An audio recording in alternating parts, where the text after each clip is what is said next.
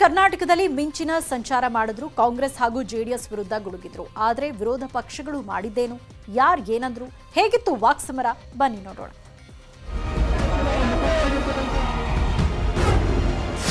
ಪ್ರಧಾನಿ ಮೋದಿ ಒಬ್ಬರಕ್ಕೆ ವಿಪಕ್ಷಗಳ ಕೌಂಟರ್ ತಂತ್ರ.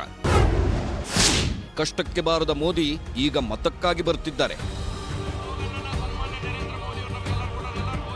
ಪ್ರಧಾನಿ ನರೇಂದ್ರ ಮೋದಿ ದಾವಣಗೆರೆಯಲ್ಲಿ ಮಹಾಸಂಗಮ ಸಮಾವೇಶದಲ್ಲಿ ಅಬ್ಬರಿಸುತ್ತಿದ್ರೆ, ಯಾದಗಿರಿಯ ಗುರುಮಠಕಲ್ನಲ್ಲಿ ಕಾಂಗ್ರೆಸ್ ರಾಷ್ಟ್ರೀಯ ಅಧ್ಯಕ್ಷ ಮಲ್ಲಿಕಾರ್ಜುನ್ ಖರ್ಗೆ, ಡಿಕೆ ಶಿವಕುಮಾರ್ ಸಮಾವೇಶ ನಡೆಸಿದ್ರು.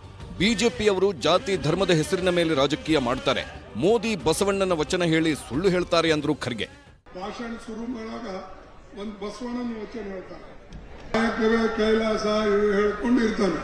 ನಾ ಅಂದಪ್ಪ, ಕಾಯಕ ಮಾಡೋರು ನಾವು, ಕೈಲಾಸನಾಗಿರೋರು ನೀವು. ಆಯ್ತು, ನೀವು ನಮ್ಗೆ ಹೇಳ್ತೀರಿ ಕಾಯಕವೇ ಕೈಲಾಸ ಅಂತ. ನಾವು ಸ್ವಲ್ಪ ಯೋಚನೆ ಮಾಡಬೇಕು. ಯಾರೋ ಬಂದರು, ಇವತ್ತು ಎಲ್ಲ ನಾ ಮಾಡಿಕೊಡ್ತೀನಿ, ಇಲ್ಲ ಧರ್ಮದ ಹೆಸರ ಮೇಲೆ, ಇಲ್ಲ ಜಾತಿ ಹೆಸರ ಮೇಲೆ, ಏನ್ ಜಾತಿ ಹೆಸರ ಮೇಲೆ ಧರ್ಮದ ಹೆಸರ ಮೇಲೆ ರಾಜಕಾರಣ ಮಾಡಿದ್ರೆ ಹೊಟ್ಟೆ ತುಂಬತದಾ?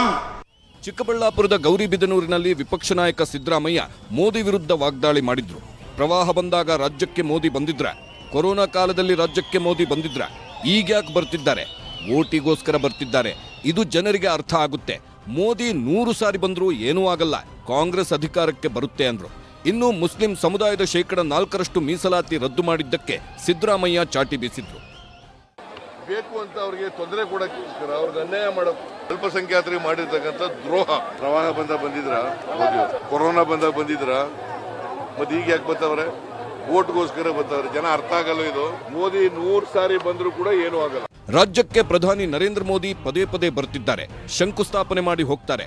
ಕೋವಿಡ್ ಇದ್ದಾಗ ಬರಲಿಲ್ಲ, ಪ್ರವಾಹ ಬಂದಾಗ ಬರಲಿಲ್ಲ, ಈಗ ಕರ್ನಾಟಕದ ಬಗ್ಗೆ ಪ್ರೀತಿ ಉಕ್ಕಿ ಹರಿಯುತ್ತಿದೆ ಅಂತ ಕುಮಾರಸ್ವಾಮಿ ಲೇವಡಿ ಮಾಡಿದ್ರು. ಕೋವಿಡ್ ಇದ್ದಾಗ ಬರಲಿಲ್ಲ, ಪ್ರವಾಹ ಬಂದಾಗ ಬರಲಿಲ್ಲ, ಜನ ಸಂಕಷ್ಟದಲ್ಲಿದ್ದಾಗ ಬರಲಿಲ್ಲ. ಈಗ ಪ್ರತಿನಿತ್ಯ ಪಾಪ ಕರ್ನಾಟಕದ ಬಗ್ಗೆ ಪ್ರೀತಿ ಬಂದ್ಬಿಟ್ಟಿದೆ, ಉಕ್ಕರಿತಾ ಇದೆ. ಬರ್ತಾರೆ, ಹೋಯ್ತಾರೆ. 3 ಪಕ್ಷಗಳಿಗೂ ಈಗ ಕರ್ನಾಟಕದಲ್ಲಿ ಕುರ್ಚಿಗೆ ಇರುವ ಆಸೆಯಷ್ಟೇ. ಜನ ಬದಲಾಗಬೇಕು, ಸ್ಥಿರ ಸರ್ಕಾರ ರಚಿಸಬೇಕು.